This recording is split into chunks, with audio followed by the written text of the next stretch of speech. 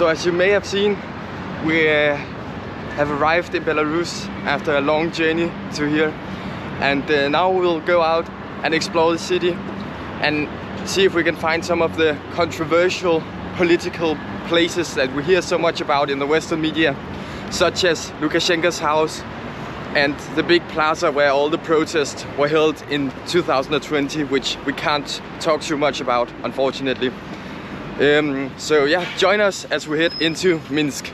Let's check out the metro of Minsk.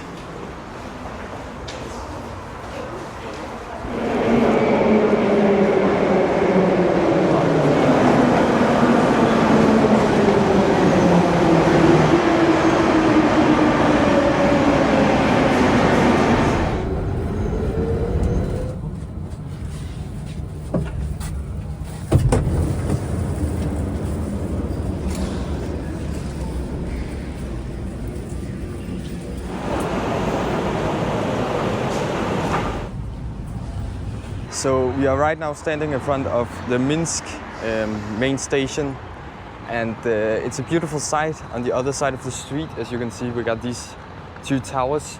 They're often referred to as the gates of Minsk because it's like the first buildings you see when you leave the main station. So they were probably built by some prisoners of war after the Second World War, some Germans and maybe even some Soviets. Yeah, as you can see, they are quite cool. They are 50 meters high, and it's built in this like Stalin architecture, which were quite modern at that time. Also, the city was like completely destroyed at that point, so they had to like rebuild most of it. That's why you can see most of the building around us is kind of the same. So that's the first thing you'll see when you come to Minsk.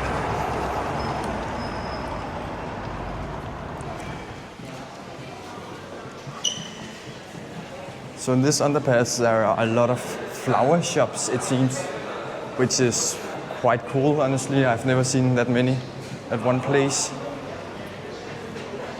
I don't know why. Maybe they really like to give flowers to their women, I don't know. It's probably the reason. They got some rather interesting buses here in Minsk. Look at that one. I think they are electric. So they are up to date with the climate. How dare you! Perhaps they are waiting to apply for an EU membership. I highly doubt that though. Now we have arrived at the Independence Square in Minsk, Belarus. And you can see it's huge, as you can see. So this place houses a lot of really important things in Minsk. This is where one of the parliaments are, the lower parliaments. So this is the lower parliament, and you have a well-maintained Lenin statue, which really shows this country's close ties to the Soviet Union. It's in really good condition, and you have the Belarus signal up there and the flag. And this parliament actually houses the lower part of the parliament, which is 110 representatives. Though some critics say they don't really have a lot of power in the country because of certain things. It's here they are doing, it's the Congress, I think it's called. And yeah, but a lot of critics say that they are basically just rubber stamps for the laws they pass higher up, because they don't really have anything to say in the end. But you can see there's certainly a beautiful statue of the good old Lenin, Vladimir Lenin. So that's pretty cool. Also really, really well maintained with this nice coat. But yeah, the building definitely looks kind of scary. It like has this aura about it. Yeah. Well, you just don't want to end in there if you're a bad guy. So yeah, that's a bad guy or tourists like us who maybe have stepped a little too far in expressing our thoughts on this country. But let's not get into that. Yeah. Another thing about this square, it's when you see the demonstrations against the regime and stuff, it's typically here it's held. Also other legal demonstrations, like, I don't know, but demonstrations in this country are heavily heavily monitored, I think. monitored by the government, which some say are really authoritarian. But we don't know, we're just stupid tourists. Yeah. So we can't really speak about. We don't comment on that. We don't know about the political situation here. No. But it's a really, really beautiful square, you can say that. So another building on this amazing plaza is that just behind me. It looks very cool. Let's say you got some aura as well. So that is the Ministry of Education here in Belarus. Education is of course a very important topic. You gotta educate your citizens, both with the school. Here in Belarus they also educate the citizens with other methods, like a lot of pro-Belarusian posters everywhere and videos on big billboards, but let's not talk too much about that. But that's this beautiful building. And as we said earlier, a lot of demonstrations has been held on this plaza. And the biggest one by far was in 2020, where they held an election which some people here in Belarus thought was fraudulent. And we will not comment on that, but let's just say that there were a lot of people who didn't want to vote on the current president, and then he ended up getting 80%. It might be true, I don't know, I will not comment on that. But they all stood on this massive square, and a lot of brutal police violence was used here also to stop the protest. And even like the Russians came to help them to stop the protest because it was getting too far. It was a bit like in Ukraine in 2014. So it got stopped and now it's peaceful. I think they have even more strict rules now. But we cannot comment too much on these political situations, but you can read up on it. Maybe we will write some in the description, I don't know. It depends on if we want to travel back here in the future, really. So yeah, let's go to the next building. So on the northern side of the Ministry of Education, you see here we have the Ministry of Internal Affairs, which oversees the national police and internal security forces. This is a powerful institution that controls the protest and suppresses them, perhaps. And you can see the building has this neoclassical facade, which is pretty cool with the large pillars. So what you see here, the beautiful red church, as it's also called, is like originally called St. Simon's and Helena's Church. It was built by a Polish man called Edward Wojciech, something like that. I cannot speak Polish. It was built in 1905 to 1910, and it's standing here as a beautiful Catholic church. And it's now a very important place for all the Catholics here in Belarus, because there are a lot of Orthodox Christians in Belarus, but there are also a small amount of Catholic people in Belarus, and for them this is a very important symbol to them. During the Soviet times, of course, it was not that accepted. It was actually used as a cinema during the Soviet Union, so that's like not really paying respect to all the Catholics in the country, but the Soviets never really paid respect to anyone, I think. But now it's standing here beautiful and it's open and it's maintained, so that's important. And we'll now continue on our Minsk walk towards another plaza down this beautiful street. We'll show you in a moment. So right at the yellow building at your left, we got a very, very interesting place. It is the headquarters of the Belarusian security service that is called KGB, just like in the Soviet Union. And I'm not sure how loud we can talk about this here, because it is very controversial, especially as foreigners. And I don't know how many guards there will be, but this is certainly the building.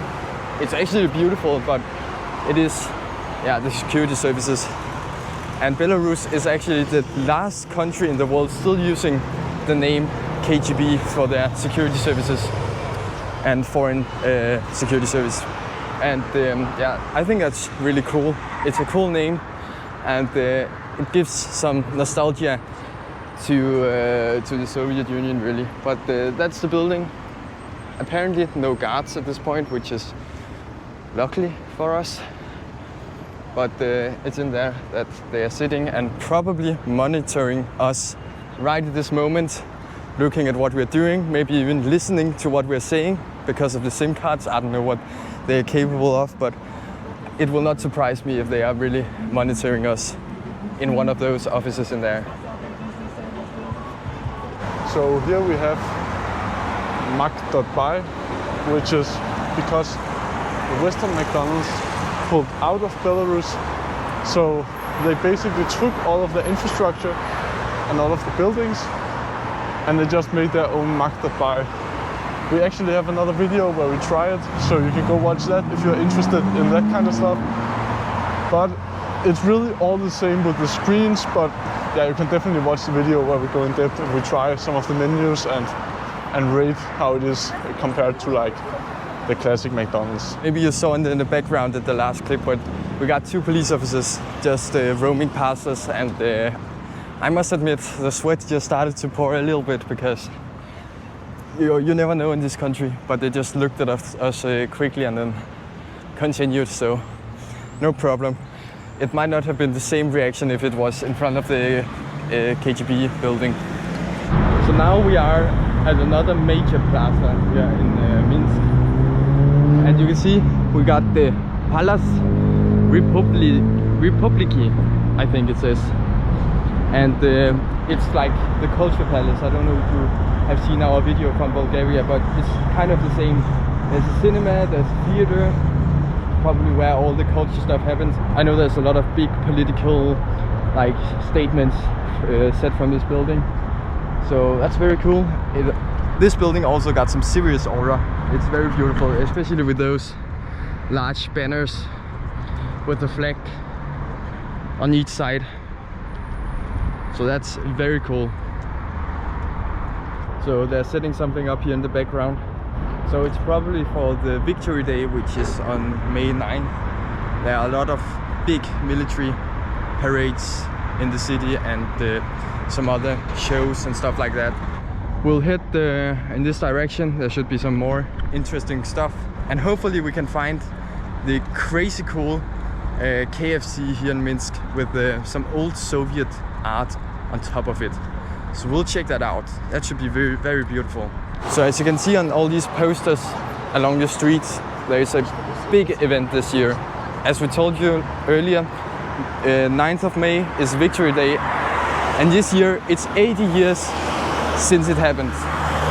So it will be probably a big year in terms of the celebration. And sadly we cannot be there at the time. It would have been very cool, but yeah, you can see it's happening soon. It will be big, it will be cool. It might be a place that's very strict, but it still seems like there's a lot of life in the city. People are shouting and maybe even drinking and stuff like that. So yeah, I think it's a quite cool city, honestly. So many people in the West really doesn't even notice Belarus as a country, really. Then they forget about it. And if they hear about it, it's only bad things. So I encourage all of you that thinks that to really try to get here, because I think you'll be surprised how great it actually is. But nevertheless, there is of course still a lot of control, but it's not as bad as people say it is.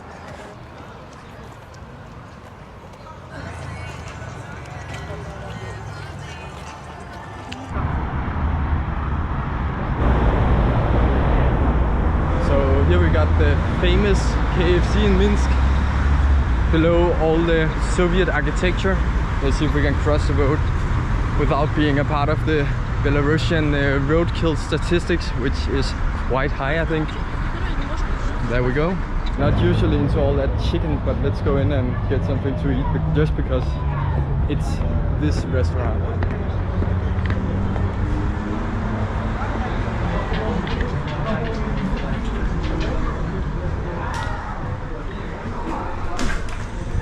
And it's big, it's huge.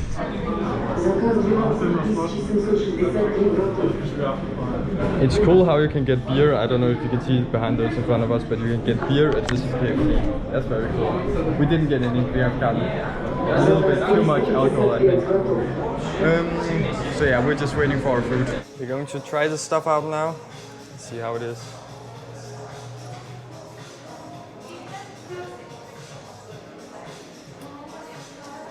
Never actually tried KFC before, so Yeah, we are quite new to this. What's up, mate?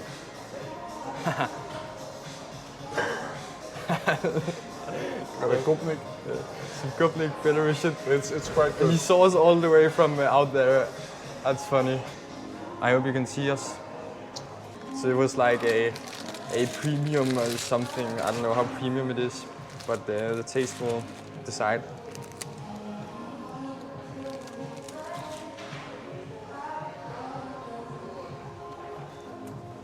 It actually tastes good. I got 2 Coca-Colas.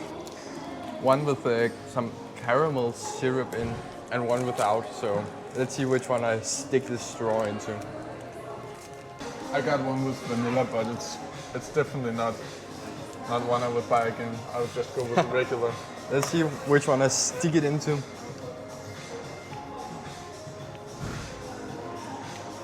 This is most likely the normal cola. I'll just try the other one. Ah yeah, so it's a normal. I think they got the real cola here, the real McDonald's machine cola. Let me try the other one. I'm too excited about that. Yeah, definitely not something I can recommend either. So now we're done eating our KFC. It was okay, but we still like beef a little better. So we are like kind of fast food experts here on this channel, but we are definitely more McDonald's people than KFC. It's also a bit cheaper, but interesting to try, and the wrap was quite good. It was a spicy wrap, but it wasn't actually spicy, but it never is in this country, so yeah. But it's definitely okay. It's fun with the location under the Soviet art and stuff. So our plan is to head to the President Lukashenko's palace in the other end of the city. It's a little bit of a long walk, but we'll go there and see what we'll discover on the way. So we'll just have to go down here and follow the water basically. So let's do it.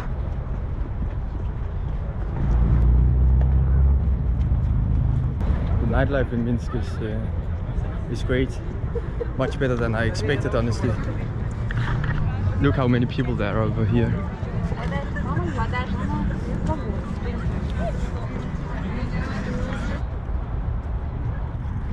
So someone comes in a small car.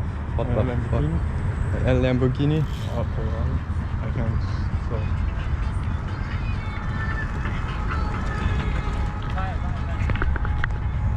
That was weird.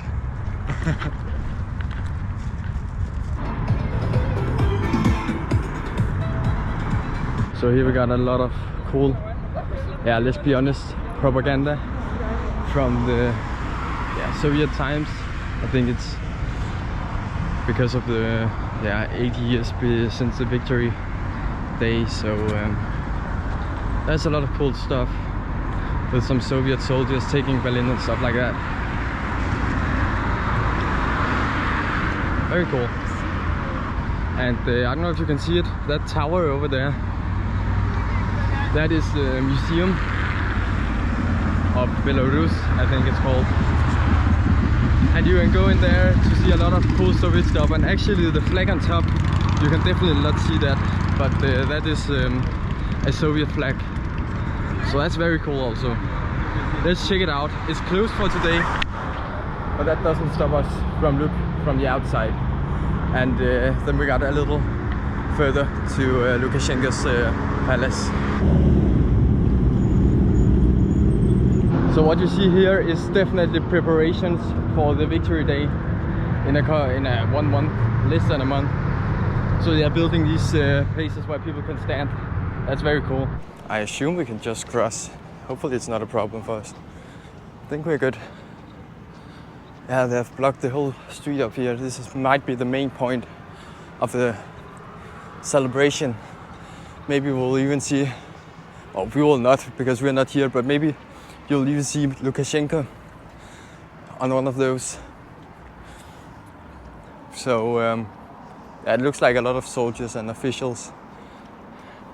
It's gotta be safe for the Victory Day, but that's very cool. Now we'll head up here to the monument. It looks evil, especially with the red colors.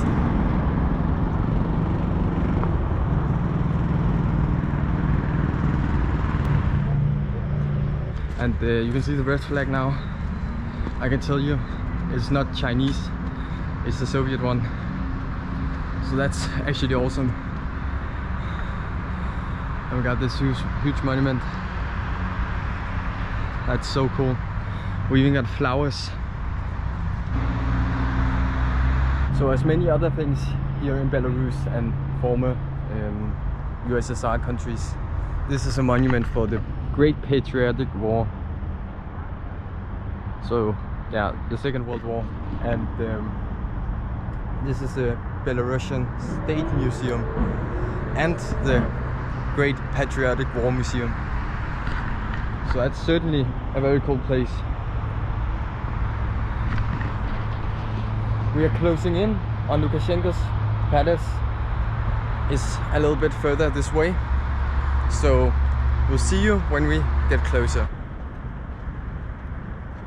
You can see the palace behind the trees over there. I look forward to see this, really, because you hear so much bad stuff that's going on here and about the president. So it's kind of surreal to stand in front of it. But honestly, well, we cannot tell how it really is in Belarus because we simply don't have enough experience. But so far, we feel it's quite all right, I think. It's not that bad. Of course, a lot of surveillance, as we have concluded a couple times, but it's not this horrible place that we have heard in the media. Certainly a lot of security on site, as you can see. Now we are moving closer. I don't know if it's a death wish to do so, but we'll see.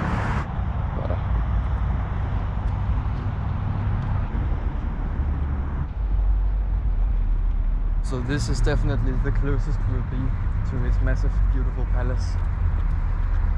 Maybe it's even trying our luck to go all the way to the front. Hopefully it's okay. But it's beautiful, really.